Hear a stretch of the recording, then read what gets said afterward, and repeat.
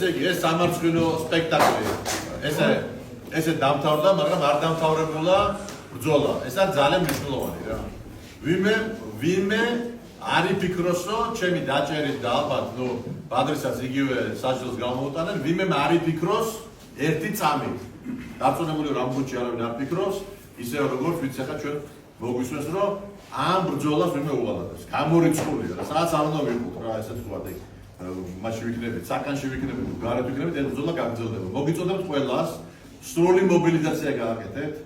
სრული მობილიზაცია კიდევ ერთხელ ვიმეორებ რა, თბილისის დაბრუნება შეგვიძლია ჩვენ თუ ყველა გამოვალთ. ყველა ლიდერი, ყველა პარტიის არის ციხეში.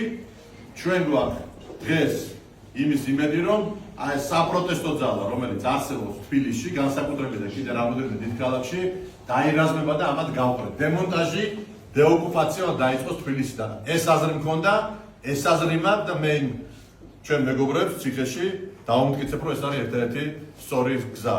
ზურასაც, ნიკასაც. ეხლა სახში ჯდომა, ხელების ჩამოყრა, ყურების ჩამოყრა არის დანაშაული.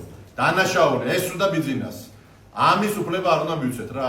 თბილისი უნდა დავიბრუნოთ და დავშალოთ აი ეს რუსული, ესე თქვა რეჟიმი და ამას გავაკეთებ დაუცილებლად. ბიძინა ვისაც შეეშინებს, იმის დედ დავატირებ მე.